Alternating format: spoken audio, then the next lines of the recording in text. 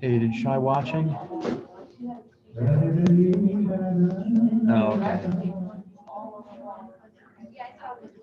All right, well, because Zoom didn't have any audio, for some reason it still was selecting some other microphone or something on the computer.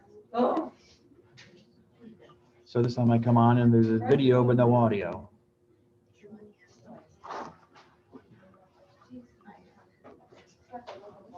Mom, that has nothing to do with the other.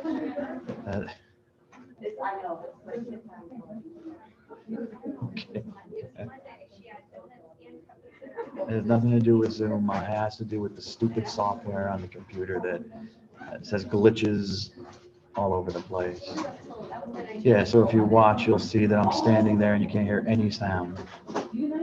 So, alrighty, I gotta go. Goodbye.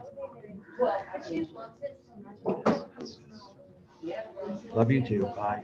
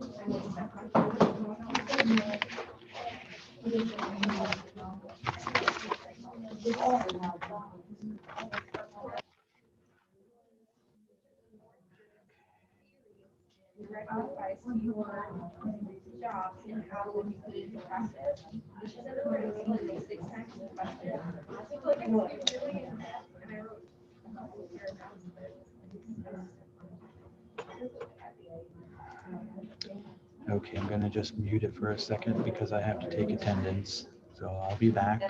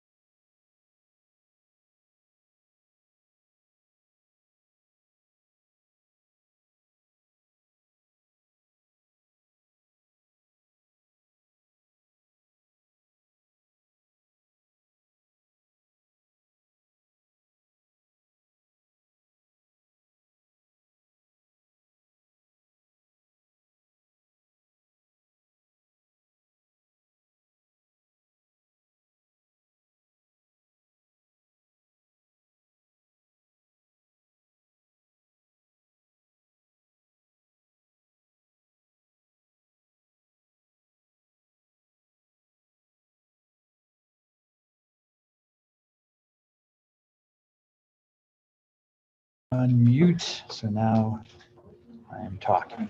Okay. All righty.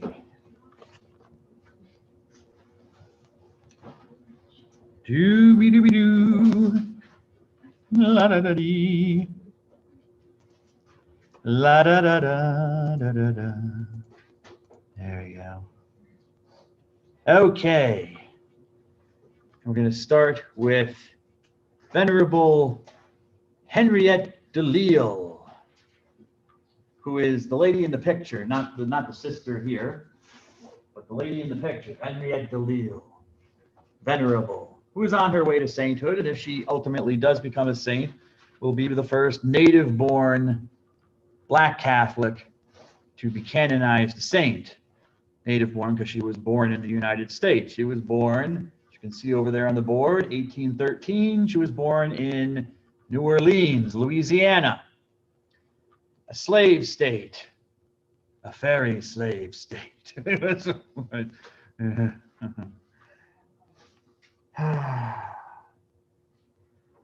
And her family was Catholic. She was what is called a free man or a free woman of color.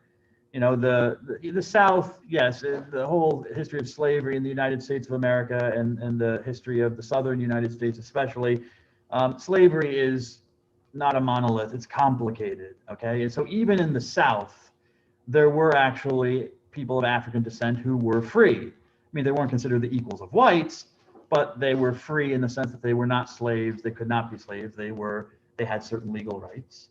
Yes, miss? You said Venerable what? I'm sorry. Venerable Henriette DeLille. Let me write her name down. You're welcome. Henriette DeLille.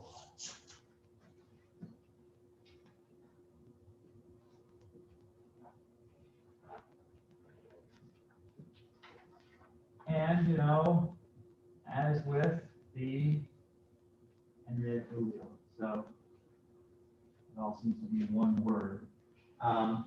You know, the complicated, very complicated history of race in our country's history, you could have blacks owning black slaves, and free men of color did so. All right, so it was not uncommon.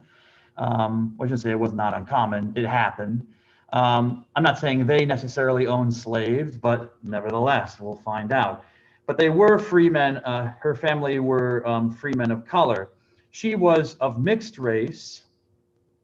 Her father was French, from France, and her mother was part African background, part Spanish background. So her mother herself was also of mixed race. And Henriette had brothers, I think, at least a brother. So she had a brother of mixed race. And they were very light color. Maybe the picture doesn't do full justice. So she and her family, they were able to pass as white. In fact, her brother on the census identified himself as white. He didn't identify himself as black because one drop of black blood was enough to ruin your chances for you know, fame and fortune in the Southern United States. So if you could pass as white, you did so, and he did. So she was very light-skinned, and she was Catholic. And her parents wanted her, especially I think her mother, from what I read, wanted her to, as any young woman of the time, find a man, get married, have a family. Okay, that's how you had stability, all right, in those times for a woman. And she didn't really want that. Her leaning was more towards, again, her religion, her belief as a Catholic, and she felt a calling to be in religious life. Nevertheless, there were some twists and turns on the way. Again, with racism in the South and the race issues in the United States, blacks and whites or people of different races were not allowed to marry.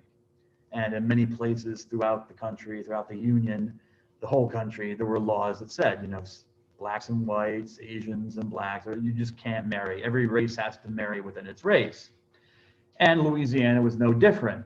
Yet, because of its French background, you know, the cultural setting was a little bit different, so that you did have whites and blacks and people of other races who did kind of marry in a sort of way. They couldn't legally, but in a common law sort of way, a white man might take on a black woman, whether black or a full ethnicity African, or someone who might have mixed lineage, as Henriette did, and live as husband and wife, and be really married, in all senses of the term, except not able to be legally because of the racist laws.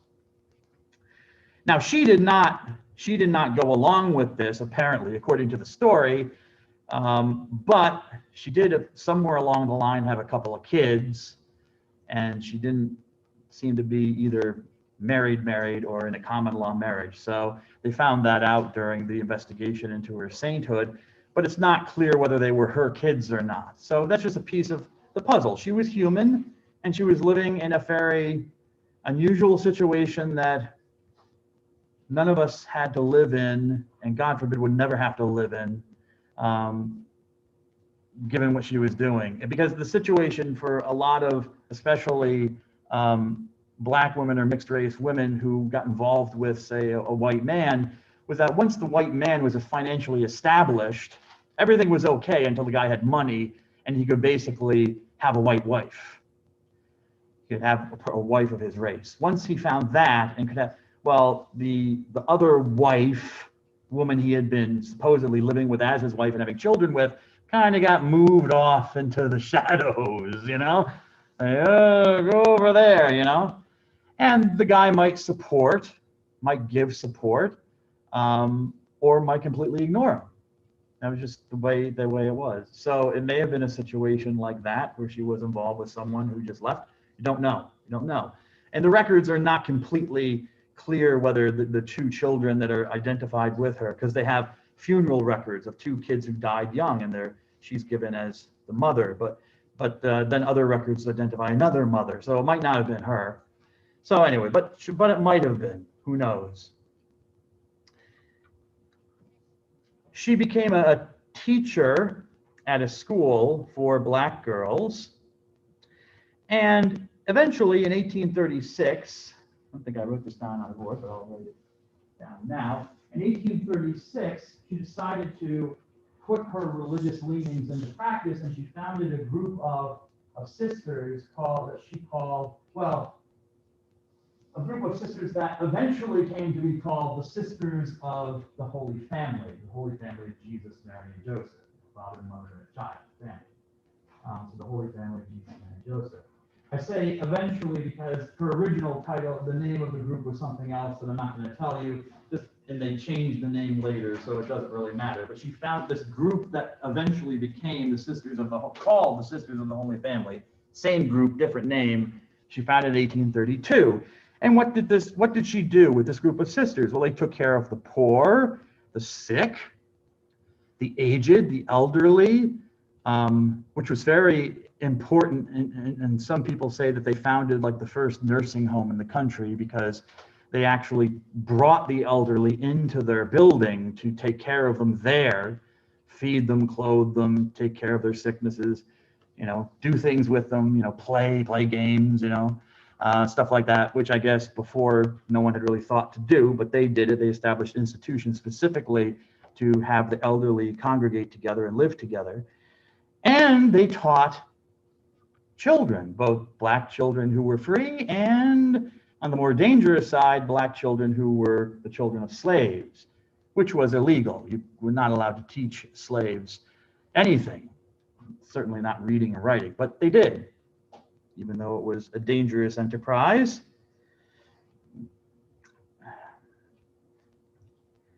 She died young. Well, excuse me, I'll hold off on that. Sorry about that, Henriette. I put you in the coffin too soon. She kind of like, maybe because it was a different situation, because it was Louisiana and not Maryland, even though both are technically in the South. People forget about that. Actually, you forget like Delaware is technically in the South, part of the southern states.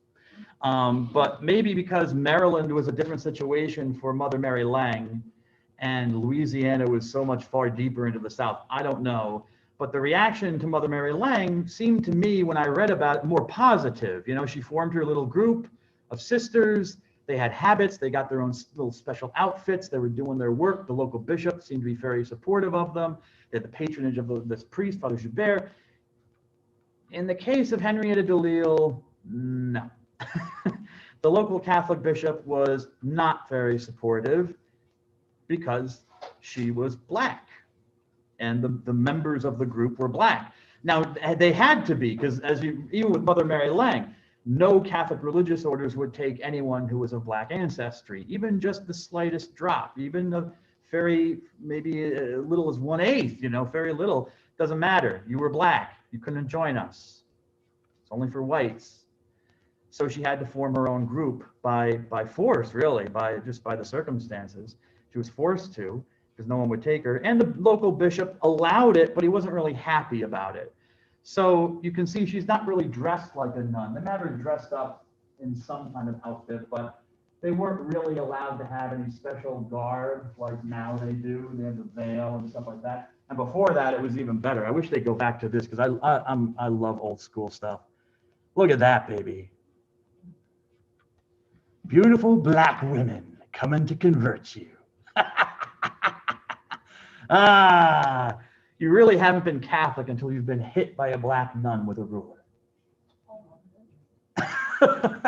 Well, that's it.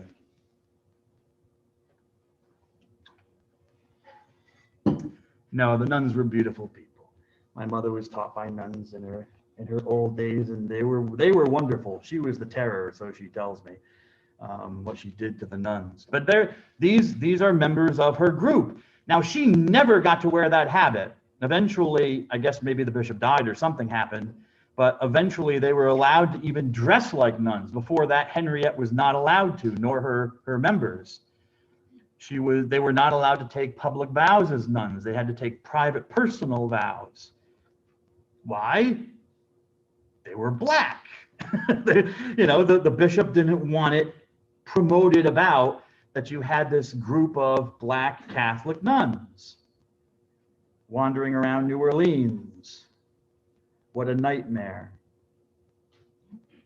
But she persisted, and she died in 1862, I believe at the age of 49. So she died rather young. Again, she was a woman, a person of her time, as I mentioned, with maybe a couple of kids in the past, but we know from her will after she died, in her will, we know that she owned a slave named Betsy, whom she freed. We know this because in her will, she stipulates the slave should be freed, which is, of course, a good thing, I mean, like George Washington did it after, well, actually, George Washington only did it after his wife was dead. He died first, and he's like, well, hold on to the slaves until she, marries in the grave, So people did that. They had slaves, and they would free them at death. So that's what she did. So it's there. I mean, what are you going to do? It's part of our history, and she apparently was a very holy woman. They opened her cause for canonization, and she is now considered venerable. So she's not a servant of God. She's just above that with venerable, and she's on her way, and we'll see what happens. Nevertheless, I still venerate you, holy woman Henriette de Lisle, and ask for your prayers. Amen.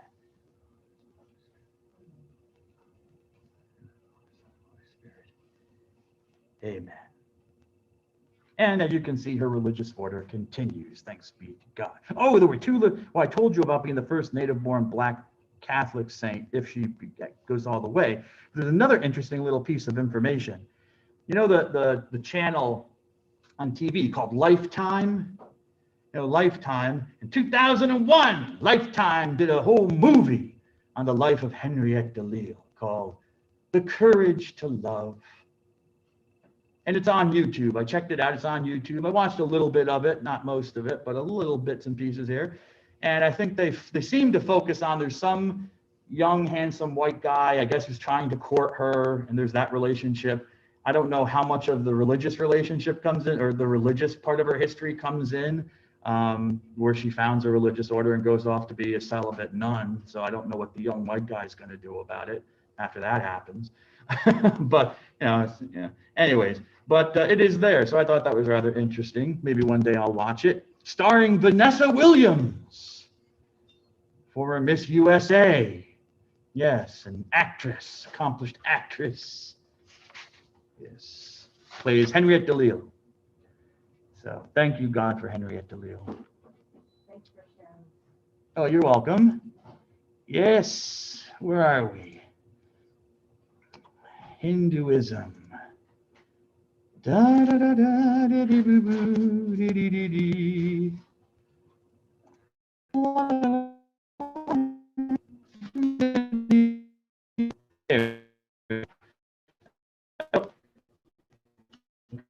I was talking about the Atharva Veda, but I also included a little quote, or not a little quote, but a quotation from just one of the many things that's in the Atharva Veda. I mean, it's a long, long work, but I thought I'd just give you some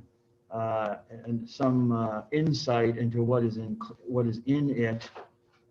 And I found this charm, this magical formula to force a man to love you. And maybe that is appropriate. I didn't think about this before, but maybe it is appropriate that I talked about Henriette DeLille in the movie with Vanessa Williams, because here you go, you got a love story.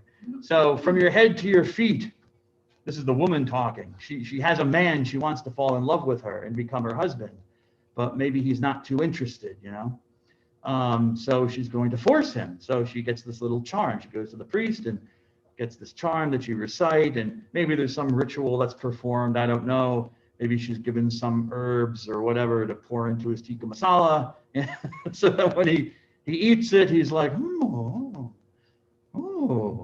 Parvati's looking good today. Ooh. Marry me. You know what I'm saying? Yeah. So from your head to your feet, I implant love's longing into you. Oh God, send forth the yearning love. May the man over there burn for me with passion. Favor this Hanuman, fit it together Akuti. Oh God, send forth the yearning love. May the man over there burn for me. Now Hanuman and Akuti are a god and a goddess. I don't know why they're invoked. I'd have to ask someone who's more expert in Hinduism than I am. I know that Hanuman is a very popular god in Hinduism. He's a monkey. He's a man with a monkey's head and a tail, like a monkey, called Hanuman, the monkey god. Akuti is one of the daughters of the god Brahma, about whom we'll learn later. I don't know why she's mentioned, but she's mentioned, Akuti. Maybe because she's female.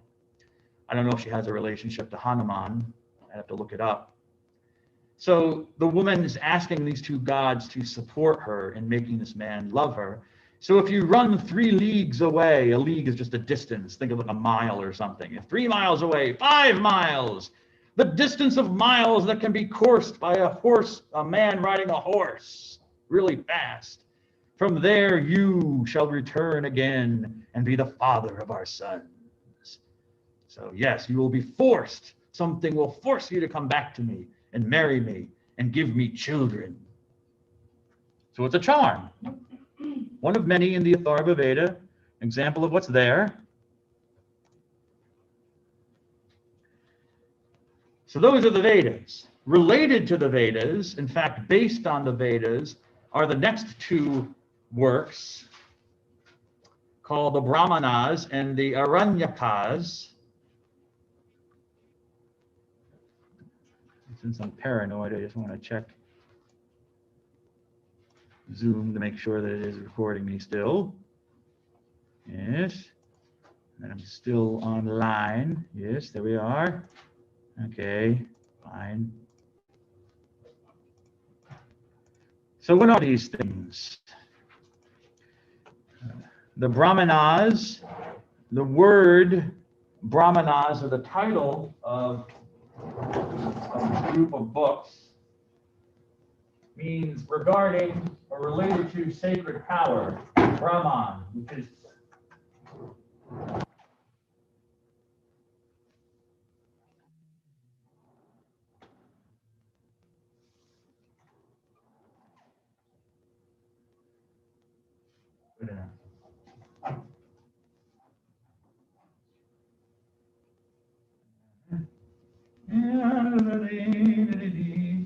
Really should get an exorcist in here. Maybe I'll bring some holy water. Some of the holy water around. I mean, I know it's a Catholic university, but that's not saying much. I know I have fun with my people, but okay. Regarding sacred power.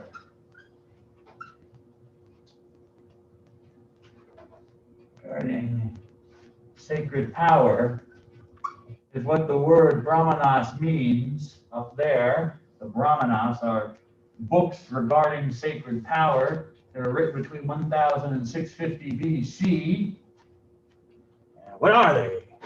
Well, they follow each Veda, and each Brahmana, each separate Brahmana, comments on the contents, the mantras, the hymns, the rituals, the sacred formulae that are found in the Vedas. And the purpose of each Brahmana is to explain the sacred power, the Brahman, as the word is understood, the sacred power or energy that exists behind the ritual that's performed. And so, as I said, each Veda has a Brahmana attached to it, explaining what is the sacred, which energy is being released or created by the various rituals that are described in the Veda. The Aranyakas are directly based on and related to the Brahmanas. In fact, the Brahmanas and the Aranyakas developed in combination, the Aranyaks being based on the Brahmanas. And what are the Aranyakas? The word Aranyaka means in the forest, basically talks or lectures that are given in the forest. Why in the forest? Because you don't want a lot of people around who can hear you while you're giving them. They're kind of like a secret teaching, esoteric teaching, inward teaching, esoteric rather than exoteric, going out of. So they're kind of esoteric. It's just meant for special teaching between a guru and his students. And again, they're based on the 4 Vedas, the contents of the Vedas. So there's an Aranyaka for just about each of the Vedas. I don't think the Atharva has one, but just about each Veda has one, an Aranyaka about it. And why should they be given in the forest? Well, because they're explanations, they're speculative explanations that give secret knowledge about the fire sacrifice. Okay, the Vedas are big on the fire sacrifice. In fact, that's the whole focus really of the Vedas, the performance of the sacrificial rituals, of things that you throw into the fire, burn in fire in order to give it to the gods, to sacrifice it to the gods. And so the Aranyakas are giving these explanations of what the fire sacrifices mean and theorizing about what the fire sacrifice means.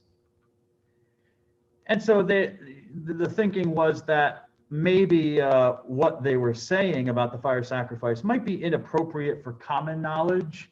It might be too much for people of a lesser level to understand or appreciate. And so we'll just keep this for the higher level of thinking and for people who can maybe understand what's going on. And so again, that's why you reserve it for private places or places that are far away, because they're not the city teachings. It's not the village teachings. It's the teachings of the forest. The forest meditations is another name as I'm looking down at my PowerPoint. Sometimes you'll see the Aranyakas translated as the forest meditations. They're not given off the rooftops in the city. They're not yelled out. These are things that are spoken quietly in the forest between special groups of people who can handle the knowledge that they're laying down.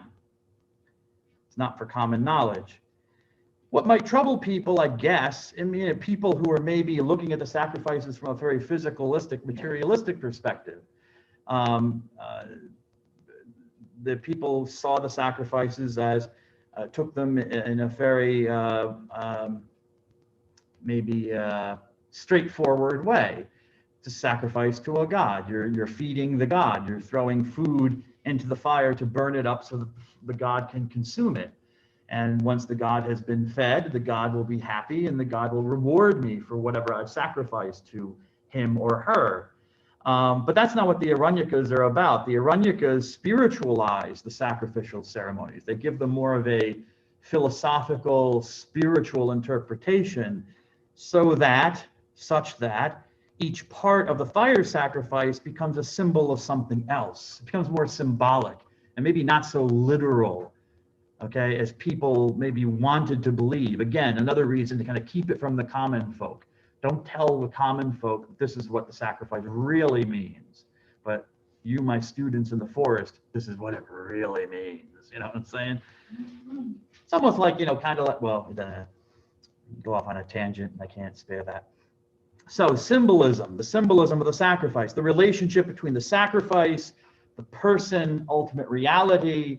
Okay, so in the Aranyakas, there's this interpretation of the sacrifice in relation to the ultimate underlying force of reality and how it unites. It's more of a union with that than maybe a more physicalistic, materialistic explanation or down-to-earth explanation of we're giving the gods food. We're feeding the gods or making the god happy so that the god will do stuff for me. The final piece of literature that completes the Shruti literature is the Upanishads, or I should say are the Upanishads, because it's plural.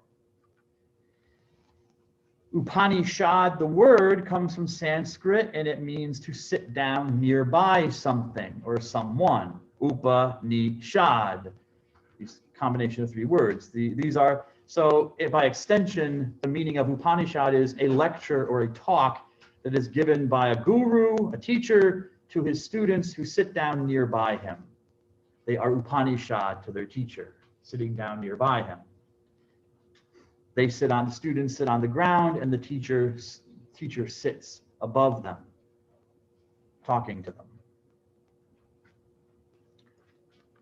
What are the Upanishads? They are part, actually, of a group of literature that I'm not going to get into, but is on the PowerPoint, or one of the PowerPoints that I have on Google Drive. You can look at it. But Upanishads are part of a group of literature which were believed to bring to an end the Vedic interpretation. The Upanishads and a couple other pieces of literature were considered so profound or so expressive, or I shouldn't say expressive, but so profound, so important as developments of the Vedic revelation that they really brought the Vedic revelation to fulfillment and culmination. And so these pieces of literature, the Upanishads and the others, are considered the end of the Vedas and are given the name of Vedanta or Vedanta. Oops.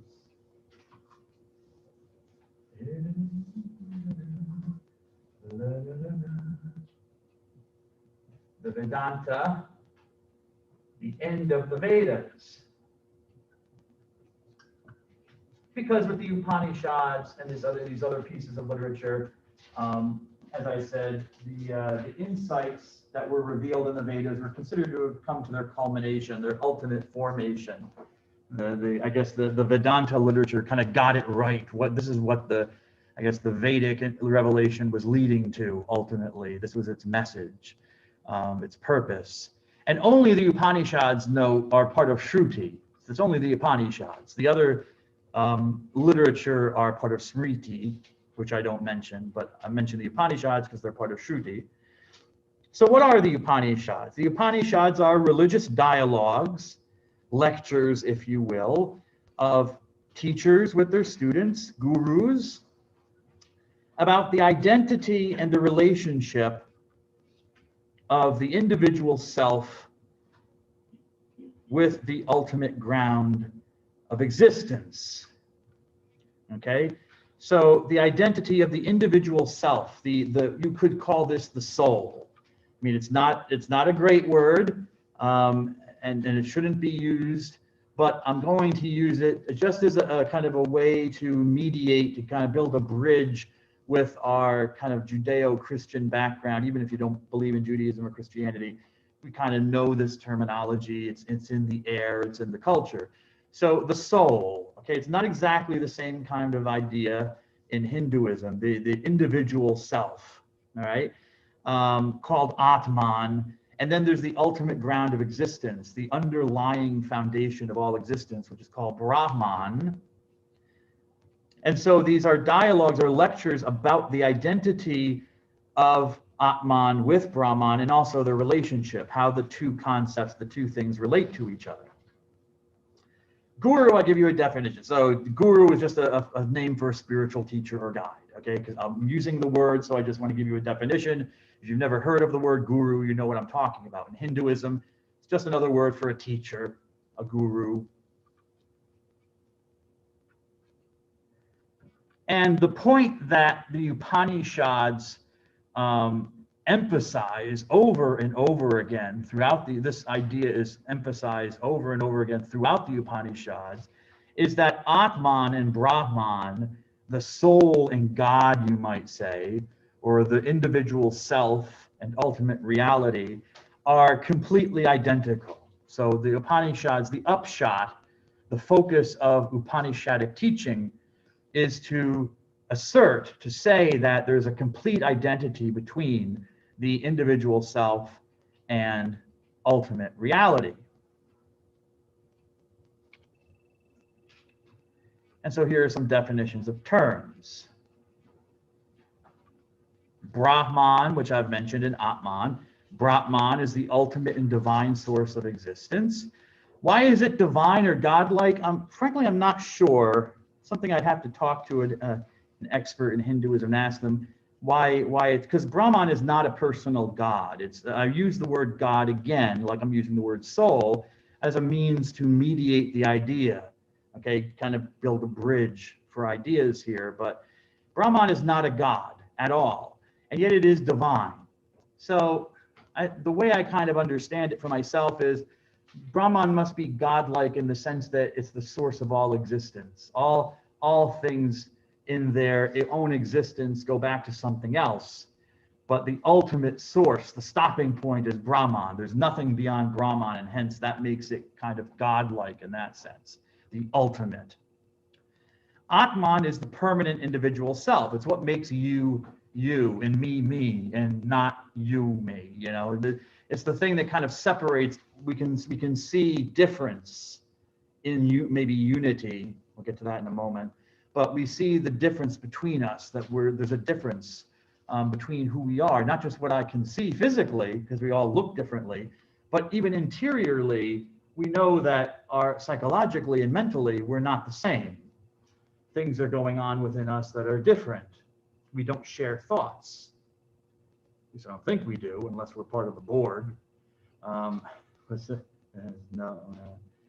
Yes, the Star Trek jokes are growing old and moldy. Oh well, I have to come up with something else.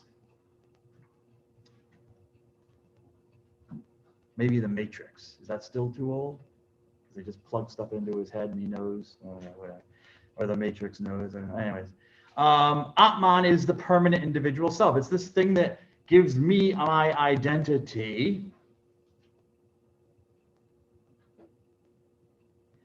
And the message of the Upanishads is that Brahman, ultimate reality, the ultimate source of existence, and Atman are really identical. They are one and the same, okay? Which, if you follow the logic, makes somewhat sense.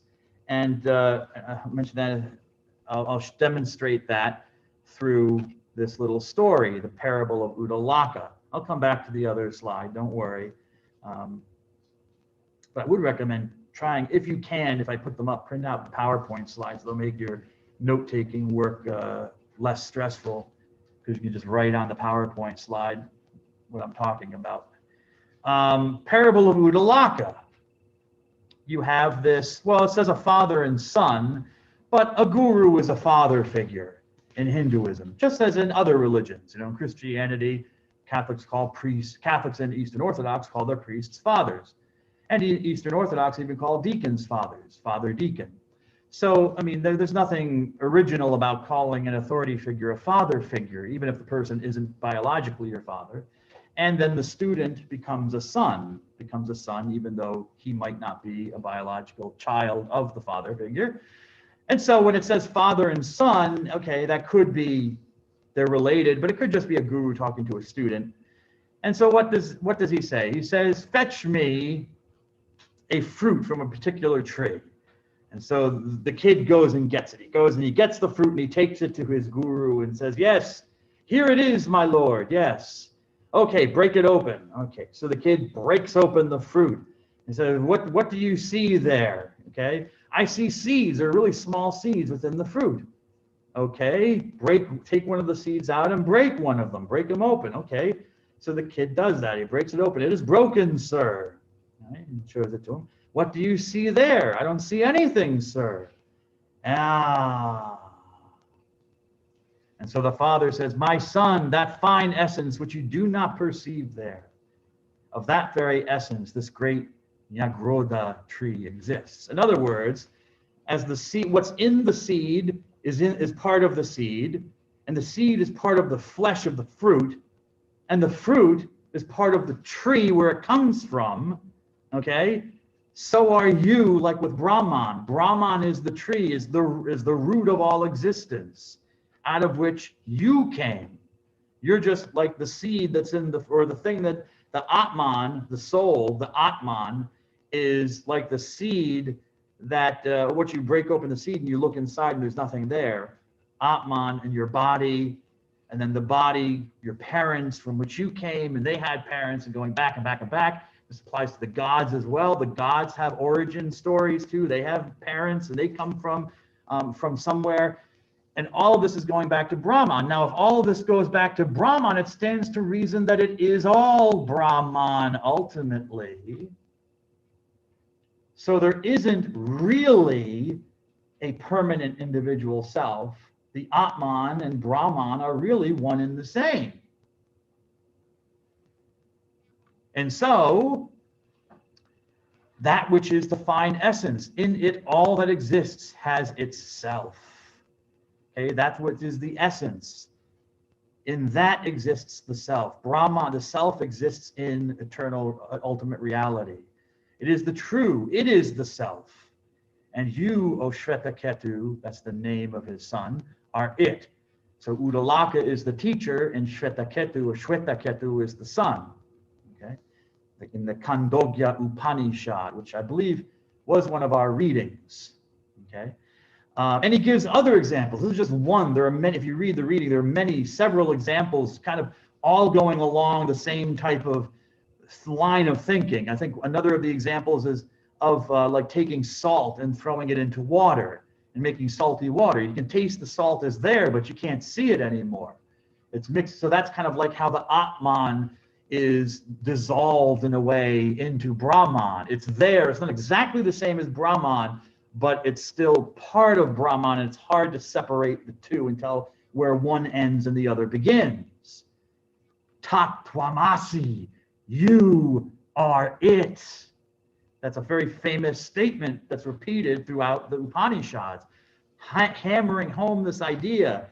You are it. The Atman is Brahman. There is identity between them.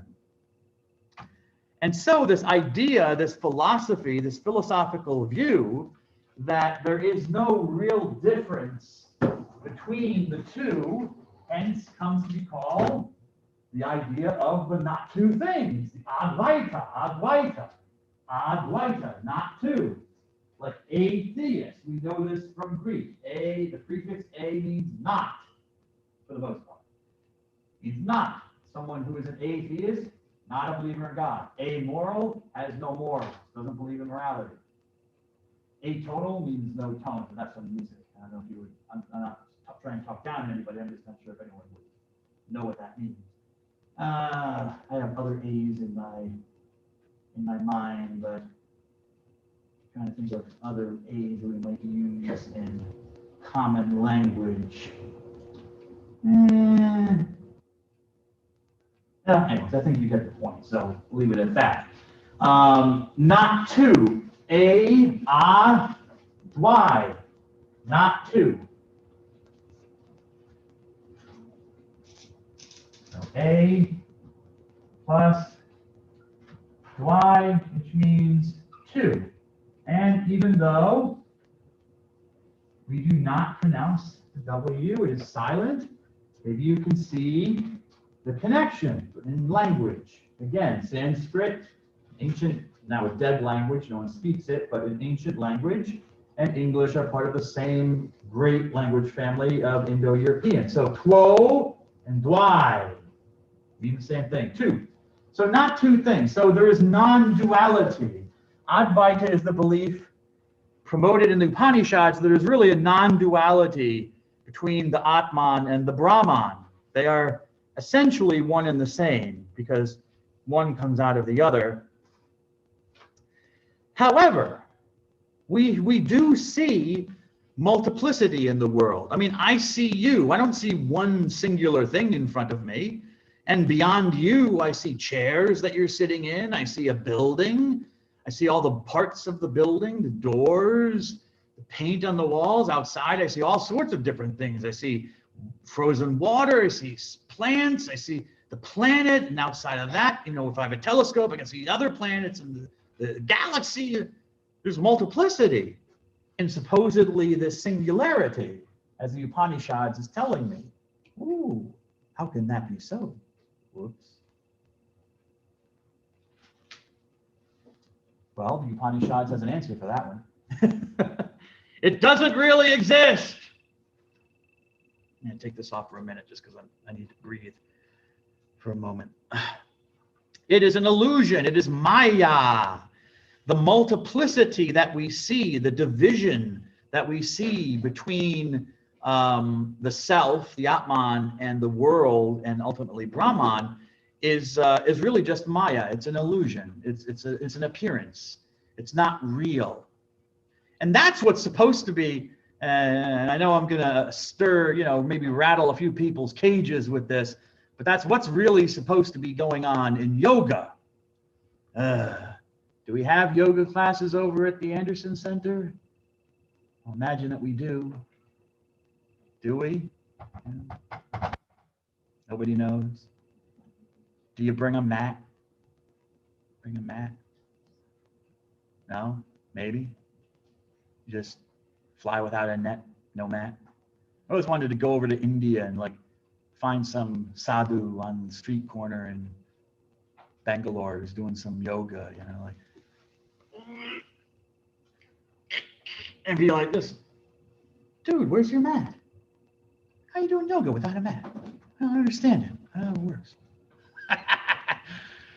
But of course, they've been doing it for so long, they don't need mats anymore. That's what's going on in yoga. Yoga is a union of a sacred formula, a mantra, a magical formula that you learn from your guru, that you repeat and meditate on while you're doing all sorts of painful stretches, exercise.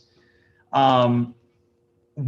In order to bring your mind to release, to blow out your mind, to understand that you are Brahman and Brahman is really you. That's what's supposed to be going on. Sometimes you might get this and, you know, some yoga teacher might, you know, some person who took a few courses in yoga and, you know, was blessed by a guru, you know, might talk about, you know, feel your union with the one or center yourself on one thought. Okay, fine. Basically, what we do is in the West is just an Indian form of stretching. It's not real. It's been taken away from its religious source. But that's what Advaita is, where yoga is supposed to be leading through meditation, chanting of the mantra, and the physical practice is involved. You want to develop energy, build up energy. You're building up physical energy, which is then released into power and hopefully brings you to liberation, so that you see that the world that you see is really an illusion. It's Maya. To realize this, to realize that the world, that you and Brahman are one, and that the feeling or the sense of multiplicity or division in the world is just an illusion, to realize this truth leads to liberation, and you will be free from being reborn into this physical, what appears to be physical, illusory world. You will be released into Brahman, your source. How do you do this? Mainly through meditation. And again, that's what yoga is part of. Yoga is supposed to be part of a meditation practice. It's not supposed to be done just on its own.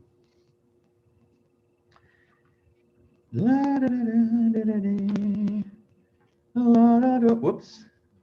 Got to go to my next PowerPoint. Here.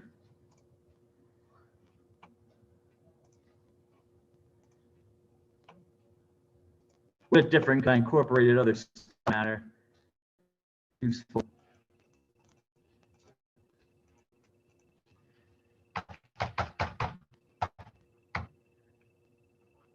Okay. The Smriti, as I said, I'm not going to talk about all this. I talked somewhat about the Smriti, but I'm not going to talk about all of this. I want to focus on the Bhagavad Gita because it was one of the readings. And the Bhagavad Gita, which is part of the Smriti, it's not Shruti, but it is based on the Vedic revelation and its ideas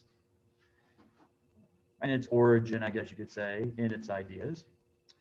The Bhagavad Gita literally means the song of the Lord. Bhagwad means, or Bhagwan and Bhagwad means Lord or Master in Sanskrit, and Gita, or Git, is a song. So the song of the Lord. Which Lord?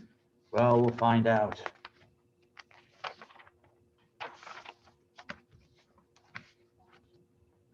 What is the Bhagavad Gita? Well, as I told you before, the Bhagavad Gita is part of this huge work called the Mahabharata.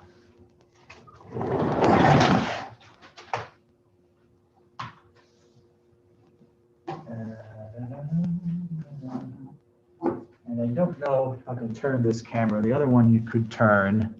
This one doesn't seem to allow you to turn. So it takes what they give you. Let me see if I can turn the computer. Your car has wheels. What? The thing has wheels. Oh, it does. Oh, great. Thank you, Ms. Muhammad Koni. Appreciate that.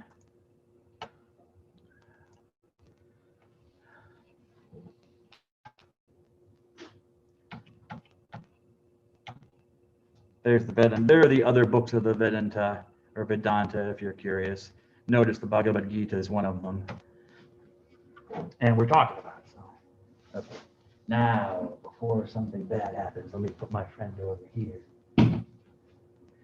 That's excellent. Thank you, Miss, because now I can just turn it like this, and you can see all the time, provided that it's not hooked up to anything. I don't want to just ruin any wires or break any wires. There we go. That would be a very nice change. So let's see. Let me just go back and see what Zoom is looking at, what Zoom sees. Okay, good. Okay, so it sees that. Yeah, okay.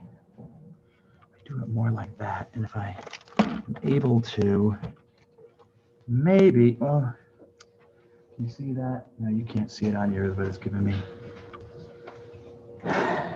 me some message on my screen. I'm pressing 1 to exit, but do I have to have number lock on maybe? Okay, there we go. Okay. So you can kind of, okay. Let me go back to my PowerPoint.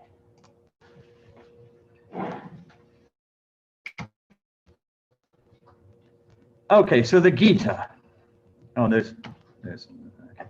The Gita is part of this huge work that I told you about before, the Mahabharata. Did anyone ever see, I mean, if you can see this on streaming, or if you have like Peacock or some like those streaming services. Ever seen the show Dallas from the 80s? They did a remake several years ago. I think it tanked.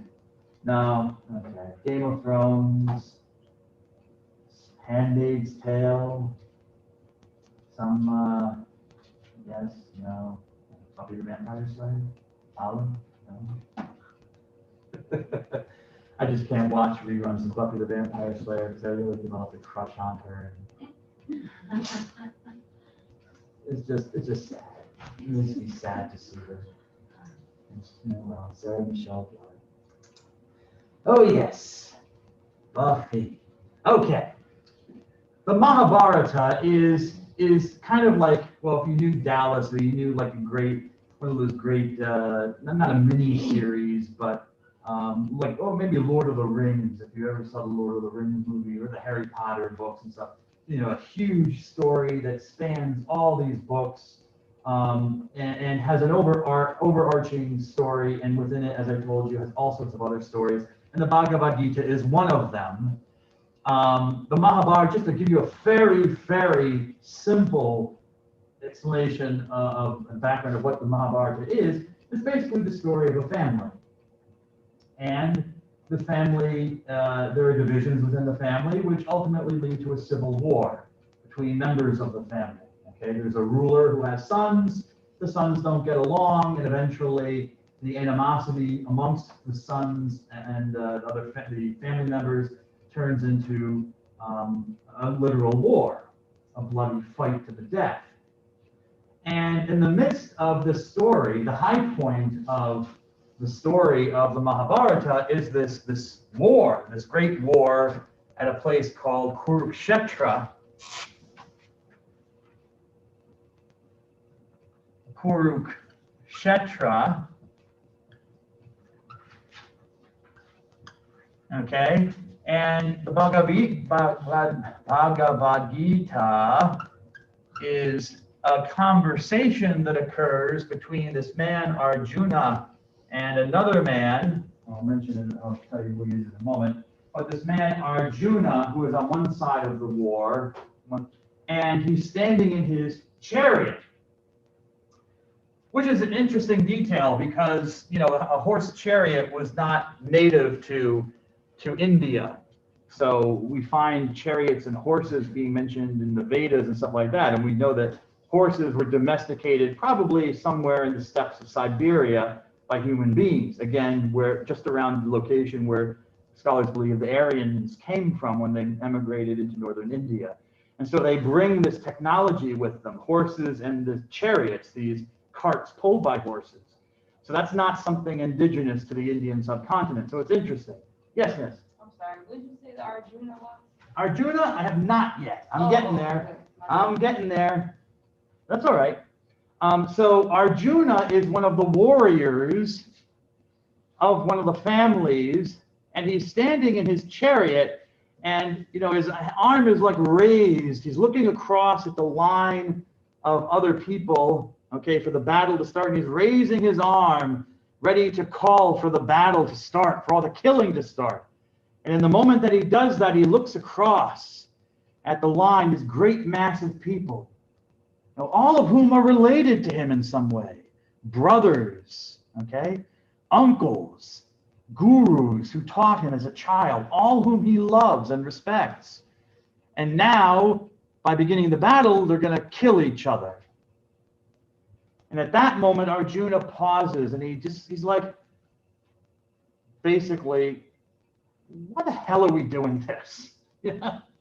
What's this all about? He doesn't, like, why do we have to go killing each other? Why do I have to go and kill people whom I love? What's the purpose of this? And he questions his dharma. He questions the purpose of what he's about to do, what they're all about to do. And he really wishes that he could go and do something else. He could become like an ascetic, like a holy man, and just sit there all day in peace and calm and meditate and not harm anybody. Yes, I understand if you need to use your cell phones, but please let me know if you need to use them. Okay, I understand that people might have emergencies, you might have an interview, something's going on. Okay, but I do say in the syllabus that people should not be using their cell phones. And this is now the second time I've had to mention it. I also say other things about what I might do if people continue to use them in the classroom. So you might want to look at the syllabus and see what might happen, which I might have to start enforcing. So please, I would appreciate it if you do not use your cell phones while I'm lecturing. If you have to, let me know why, okay? So Arjuna has that reaction. And in the midst of that reaction, a conversation develops between Arjuna the warrior and his assistant in the chariot who's with him, who's a guy named Mamakoni Krishna, who may also be the god Vishnu. However, it depends. It depends on which god you worship. There are some Hindus that worship Krishna exclusively as the supreme being, say no, Krishna is the supreme being, supreme god. There are other Hindus who exclusively worship Vishnu and say no, Krishna is really Vishnu in human form. He's an appearance of Vishnu, whatever, okay? But he's called throughout the story Krishna. Throughout the Gita, he's called Krishna. He is the Lord, the song of the Lord. It's the song of Krishna, about him. Krishna begins this conversation with Arjuna. And, throughout this whole conversation in the Gita, Krishna goes over the various responses that have traditionally been given within Hindu religion about how people should live their lives, what they should do, meditation, practices, karma, perform good actions so that bad actions don't follow, et cetera and so forth, or get rid of karma altogether in order to be liberated from it. What's the last one? Devotion, bhakti, devotion to a god, focusing on a particular god as your Lord and Savior, okay? These are kind of like the three ideas, and the Bhagavad Gita goes over those. That's why the Bhagavad Gita, as I told you before, is considered by many to be an excellent, concise summary of the Hindu view of life, of how to live life. And Krishna goes through all of them with Arjuna. And one thing he points out and makes very clear to Arjuna is that Dharma must be respected. Dharma, if you remember from our previous lecture, is the underlying foundation of the universe. Like Brahman, it's the thing that gives order to the universe. It is the stable foundation of the universe, Dharma. And you are given a Dharma. In Arjuna's case, his Dharma is to be a warrior, which means he is to kill and to break things. That is his Dharma. And he is wrong not to follow it. Doesn't matter who he has to kill. Doesn't matter. His Dharma is set and he must follow it. And to not do so is a greater offense than to not do it so is a great offense to the universe, because he's not fulfilling his Dharma.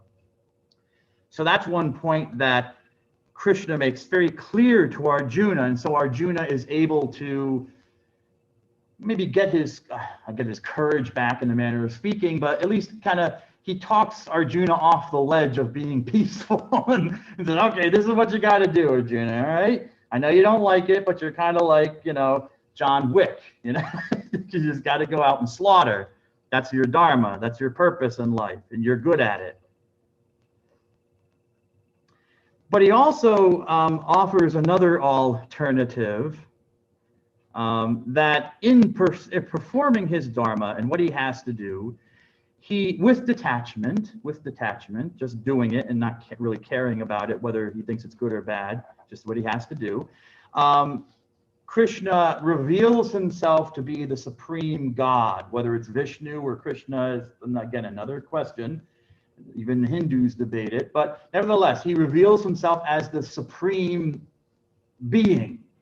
And he says, give all your questions, your worries, your doubts, give them all to me, because I am all in all. And we have this in the reading where there's this long description where Krishna describes himself basically, in divine terms. I'm in everything, I am everything, everything is me, okay? And if you go on, I didn't include this in the reading, but in book 11 or chapter 11, he goes on and reveals, I'm the supreme being. So just basically dump all your stuff on me. If it really concerns you that you have to do this, dump all your stuff on me, give bhakti to me, devotion to me, and basically I'll make everything all right. I'll resolve everything and grant you liberation. I am the one to follow. The Bhagavad Gita is also kind of interesting in the sense that it seems in certain places to be a response to Buddhism, the religion of Buddhism. Remember, I talked about the protest movements, and one very successful one was on its way to being very successful in India was Buddhism. Eventually it died out in India and it spread to other places where it succeeded. But in Buddhism, you have this reaction against it. And you see this in the reading in some places. For example, in one of the verses, Krishna talks to Arjuna about how, you don't want to be like one of those who just goes and empties his mind of all senses, who just wants to clear his mind and sit there in meditation. That's a fool. Describes that's a person who's a fool. Well, it sounds very close to what Buddhist meditation is and what the Buddha recommended as the source to liberation, as we'll find out when we study Buddhism, which is in Buddhist meditation, you are supposed to realize that your thoughts and your feelings are all really without permanence. They're really also they're nothing in a sense. They're void of any reality in and of themselves. And so in Buddhist meditation, you recognize them, you identify them, and you let them go away so that you will have calm. Okay, mindfulness. You become mindful of what your thoughts are. A lot of modern psychology now is delving into the religions, although they're not saying they are. But I've done enough counseling in my life where the counselor is like, "Oh yeah, mindfulness," and I'm just like, "You're not fooling me, honey. You're not fooling me. I know where you got that from, and you didn't get it from Sigmund Freud. You got it from the Buddha. Sorry." And some of it from Hinduism as well. Anyways, so it seems to be a polemic against Buddhism in some places, whereas Krishna says, no, on the contrary, of course acknowledge your senses, of course live in your senses, but don't be attached to them, don't care whether it's a good feeling or a bad feeling. Be detached from what your senses give you, but certainly you need your senses for action, for karma, to do good, to build up good karma. So it's an affirmation of that, whereas Buddhism was kind of like the counter karma thing. You want to just kind of or not, I shouldn't say counter karma, was kind of like the opposite of that reaction. Give yourself over to simple meditation where you engage your senses, you recognize them for being what they are, which is really empty of any value in permanent existence, and you can allow them to just dissipate into the emptiness. So there seems to be a little kind of some shots being taken at Buddhism, the Buddhist reaction. Okay, so the Bhagavad Gita. So those are the scriptures. Now we move on to ideas, beliefs, and practices. I've already mentioned Brahman, okay? So we're going to come back to it. Brahman, the ultimate underlying source of reality and existence. It comes from the Sanskrit word brih. Brih. It also could be branch. The M is a nasal, kind of like in French. If any of you studied French in high school or studying it here at Misericordia, you know that there are nasal consonants in French and in other languages, and just in Sanskrit. So it's not surprising. Branch, which means to grow or expand, to increase in size. And that's kind of what Brahman does. And Brahman is not a creator god. Brahman, the universe kind of emerges out of Brahman. And maybe I'll make this point later, but and that's seen in the whole word Brahman. It's a producer. It's stuff grows. It grows. Things grow out of it. It doesn't really make stuff or create, but it expands. Its presence is expanded into things, material things. The word Brahman and the idea is found early in Hinduism in the Atharva Veda. The Atharva Veda speaks of Brahman, but in the Atharva Veda, the focus, the understanding of Brahman is that Brahman is the source of power or energy in the magical formula. Remember, the Atharva Veda is full of charms and mantras and all sorts of things. And you have to understand that in Hindu ritual, there's a lot of emphasis on building up, being active, to build up energy. And you have to be active because you want to build up heat, body heat, which is seen as a manifestation of the energy of the ritual. Okay? So there's a very physicalistic kind of understanding in the sacrificial ritual where you want to build up body heat, and that's the energy that you're building up and that will be released in the ritual. And it's the same thing, that the same idea is found in the Atharva Veda. Okay, you say the mantra, and the reason the mantra is powerful, it doesn't matter if you even understand the words of the mantra. The words themselves are associated with a particular energy that will be generated, and by plugging them each together with the appropriate, plugging the appropriate words together in the mantra, it doesn't matter whether they make sense. It matters that the energy connections are right to create the power, the Brahman. And it was interesting because on my way, I have a long drive, so I like to make my drives productive.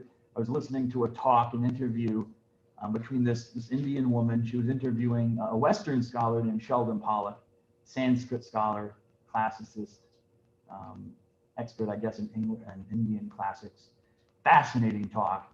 I mean, the Indians were so far beyond Western philosophy in so many ways that we don't realize. But anyways, and she was talking about how when she was a girl, of course, she was taught these various mantras to say, and being, a kid, kids are very logical and straightforward. She mentioned that, well, I don't understand what these words mean. These are ancient Sanskrit, a dead language. I don't speak it. I don't understand what these words mean, so I don't know what I'm saying. So what's the point? How can it do anything when I don't understand? There's no union between the mind and the act, And she explained how her parents explained to her, or at least her religious authorities, I guess, explained to her, that it doesn't matter that you understand the mantra. The words themselves were chosen because of the power they originate. And by coming together in that formulation, they make the power. So if you read like the Atharva Veda or some of these mantras in Hinduism, and also say in religions like Buddhism and stuff, they're untranslatable. They're gibberish. It doesn't to us when you try to translate them, and they're gibberish even to the people who are trying to use them. But that's not the point. The point that Brahman is created. It's the power, the energy that's created by the mantra, the magical formula. That's the Atharva Veda, the ancient view. But as the Vedic idea develops, for example, in the Brahmanas, the Brahmana literature that I just talked about a few moments ago, and which is about Brahman, specifically dedicated to Brahman, the power of the rituals, and then especially the Upanishads, Brahman, the concept kind of changes and transforms, where it's not so much about energy and power as it is about expressing the ultimate and supreme source of power in the universe, the absolute. Brahman becomes the absolute. That's what's being expressed. Not so much a physical release of energy, heat or something like that, through the active performance of the ritual. Yes, that is part of it, but what's really that's showing ultimately is the ultimate source of energy in the universe, which is Brahman. So what is Brahman? It is conceived as the origin, the cause, the basis of all existence. The basis of all existence, the basis of all knowledge and knowing, Brahman. Brahman is also the basis of all experience. That's where it all comes from. Brahman pervades, it goes through all reality. That's all pervades means. It means that something that goes through. So Brahman is pervasive. It pervades all reality and undergirds it, of course, because it gives it existence. I'm here because of Brahman in the Hindu view. I'm knowing, I'm able to know and express my knowledge through Brahman. I have an experience of you and of myself only because of Brahman. It undergirds all of that. But Brahman is not a god. It does not create anything. It doesn't make anything. It's more proper to say that Brahman produces the material world, the material reality. All things emerge out of it. Brahman is, since it's not personal in any way, really, it's indescribable. You can't describe it, so it defies all definition. And because you can't describe it, it also, you can't really know Brahman. It's unknowable. It's beyond our power to know it. Brahman is more something that's experienced rather than known. Now, traditionally, Brahman is said to be without qualities, without any sort of attributes and stuff like that. Unlike, say, in religions like, say, Christianity or Judaism, where you say God is love, God is merciful. But there's even saying that God is merciful or he's loving, which are attributes. There's always that knowledge, though, that any attribute is always less than what God fully is in of himself. We're using symbolic words to describe these realities. God is always more. With Brahman, that's really not the case. You cannot, there's nothing that can really describe Brahman, no quality. Except there are.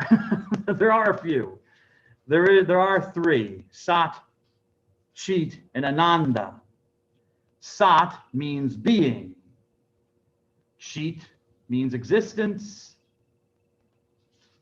Actually, excuse me, consciousness, existence. I have existence on the brain for a moment. Sat means being, existence, sorry. Chit means consciousness, knowing. And Ananda means bliss, peaceful happiness. How is this so? Because Brahman is not a god, but is divine in some way. Well, because it is the source of existence. It is the source of knowledge, the possibility of knowing. And because it's the highest value, it's the goal of all experience, it's the fulfillment of experiences. That's what it's getting at with Ananda, bliss, peaceful happiness. You are perfectly fulfilled. No. I don't know what I mean. Let's see here. Let me just check my thing. We've got 3 minutes left, so I'm going to go for the next 3 minutes. I have one or two things to say still in the next 3 minutes. These qualities of being, consciousness, and bliss, you have to remember, are not, these are human experience, a relationship with Brahman. Brahman doesn't have them in and of itself, really. These are superimposed by our experience. When we touch Brahman or realize Brahman in some way, we realize it as it is, the source of our existence, the source of our knowing, and the source of our pleasure, of our happiness. So it's not really saying what Brahman is. Brahman is this. The word is Saksidanand when you combine them. Saksidananda. It's not that Brahman is this. It's more that this is how Brahman is experienced and related to by us. It's always, you always have to remember, it's a superimposition on this thing. Okay. Thank you very much. Have a good weekend, and God bless you all. Thank you.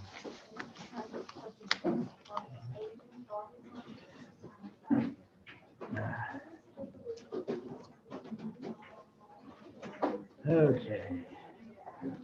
Da, da, da, da, da, da, da, da.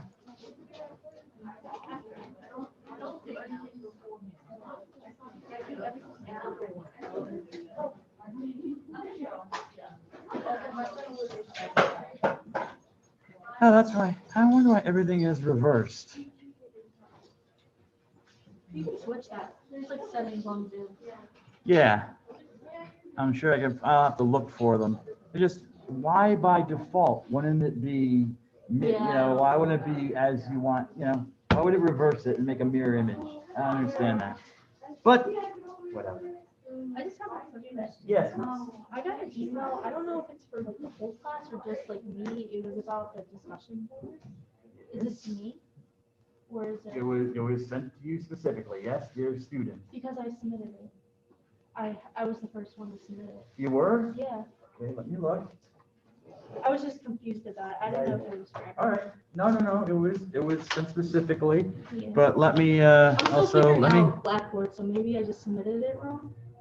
I don't know, but let me turn this.